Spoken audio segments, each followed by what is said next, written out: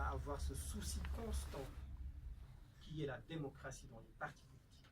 afin que ces partis politiques soient de réels espaces de débat, de formation, de consensus, de fraternité et de solidarité. Que ces partis politiques soient un lieu de formation d'une pensée et d'une pratique collective. Il nous appartient, c'est d'ailleurs d'autant plus que c'est d'actualité, nous l'avons vu dans certains partis classiques, les problèmes qui se posent. Il appartient à tout militant, pas que aux purs, à tout militant de veiller à ce que les dispositions qui régissent les partis politiques soient scrupuleusement respectées. C'est une question de responsabilité. On est des républicains. C'est la raison pour laquelle nous avons tenu cette conférence de presse. Rappeler l'importance, voire même l'utilité de respecter ces dispositions dont je n'arrêterai pas de citer puisque c'est fondamental. C'est une association, c'est un engagement, c'est même une façon de considérer, de légitimer les décisions. Toute décision prise de façon solitaire, de façon autonome, ne pourra bénéficier d'aucune légitimité. Il est important que nos leaders politiques se conforment scrupuleusement à ces dispositions que je viens de citer. Donc, comme l'a précisé Lamine, il s'agit d'une conférence de presse technique. On ne va pas du tout tenir un débat extrêmement long. Donc on va être assez concis, technique. Le plus important, c'est de dire, de faire passer cette information-là. Après vous, les journalistes, vous en ferez votre problème. Donc je vais laisser la parole à Aboubakri qui va vous apporter d'autres précisions. Merci de votre attention.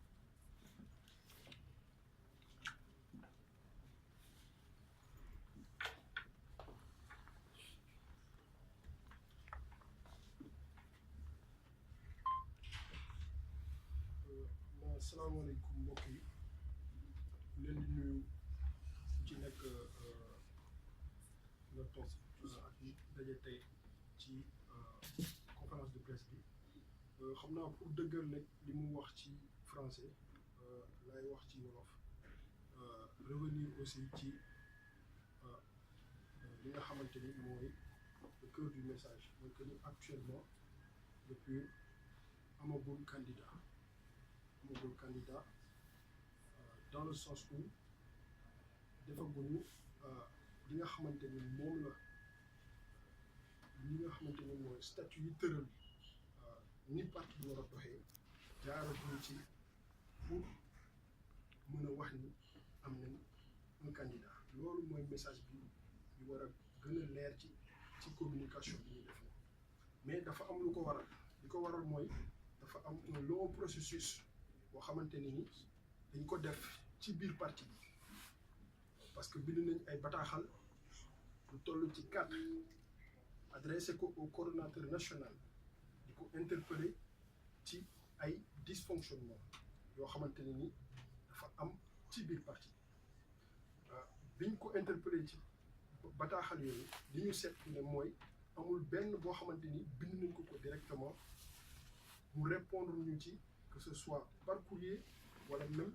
que ce soit par la voie orale loolu nag moo indi ñu ne dañu génn wax ak en premier lieu suñu mbokk militants yi nga xamante ni ñoo nekk ci biir parti bi di def ay sacrifices yu am solo pour que li ñu yéene Sénégal ñu mën ci àgg mais nag bu ñu demee ba seetlu ne dafa am ay dysfonctionnement te nga ànd ak ay nit di liggéey li war mooy nga wax leen ko directement mais boo leen ko waxee te amoo retour ci seen côté li nga mën a def rek mooy nga def un appel à témoin voilà donc prendre le peuple sénégalais comme témoin que ni selon yoon bi nga xamante ni moo war a wax naka la parti bi war a doxee pour l'instant yoon boobu jaaraguñ ci pour ñu mën a wax ni suñu candidat actuellement il a été désigné de façon légitime wala collégiale loolu amagul li ñu seetlu daal mooy que ni xëy nañ gis ci presse bi ne am nañ candidat xëy nañ gis ay responsables yu nekk ci parti bi déclarer une candidature mais dañu jàpp ne ba léegi instance yi war a toog pour ñu tànn candidat boobu instance yooyu tooguñu pour ñu mën ko tànn te loolu dafay nduróo dem ci ay élections te organisation bi nga xamante ni moo la war a supporter ñëpp waxtaanoo ak ñoom ba ñu wax seen xalaat ci naka la candidature parti bi war a tëddee donc loolu xam naa pour dëggal li sunu secrétaire général de la fédération Europe muy Cheikh Tidiane Youm wax léegi moo tax ñu ci ñëwaat pour mu leer beneen point bi nag mooy wàllum parrainage bi nag bon gis nañ ni mu doxee ndax état bi ñëw na forcer ko population du Sénégal parce que ci base bi nga xamante ni tegul ci légitimité ndax boo gisee ni législatif yi doxee en 2017 di nga xam ni tegul ci benn légitimité donc bu fekkee ni yow député yi nga xamante ni ñoo voté la loi sur le parrainage amuñu benn légitimité parce que dañ ko def sur la base d'une fraude et d'une tricherie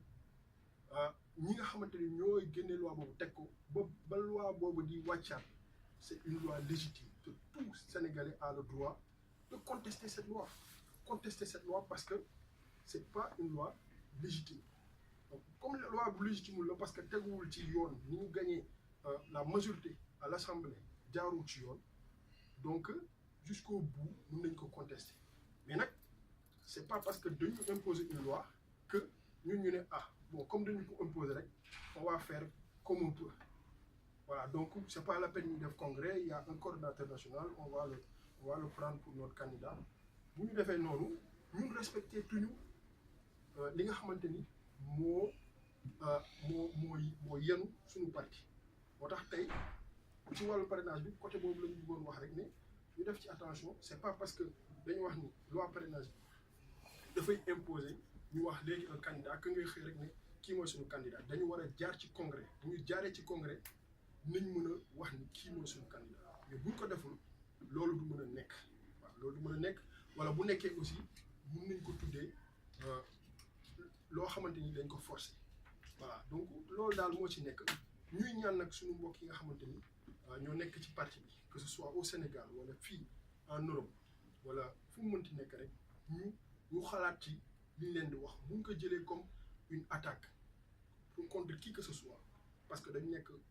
ci parti te parti askan moo ko moom parti nit du ko moom askan bi yëpp ñoo ci bokk parce que loolu la ñuy déclarer bu ñuy dem pour ñu permettre ñu autoriser ñu du rassembler donc askan bi yëpp a ko moom ki nga xamante ni carte de membre rek la ci am ak fu mu mën a dëkk da ci am àq waaw waxuma laak nag ñi nga xamante ne ni ñu ngi ciy jéem def lu ñu mën waaw parce que muy Sénégal muy fii fépp boo seetloo ñu ngi def ay sacrifice pour que parti bi mën a dox ñu mu waree mais nag loolu daal moo nekkoon message bi nga xamante ni mooy ci principal beneen point bi peut-être duñ ci guddal dañuy bàyyi suñu mbokk Daouda Gueye donc bi nekk responsable ci wàllu école du parti ici au niveau de la section Île-de-France donc amoon ay jéego yu bëri ñu liggéey ci activité yi ñu ñëw mottali suñu message actuel aujourd'hui à l'endroit du peuple sénégalais ñu leen di jaajëfal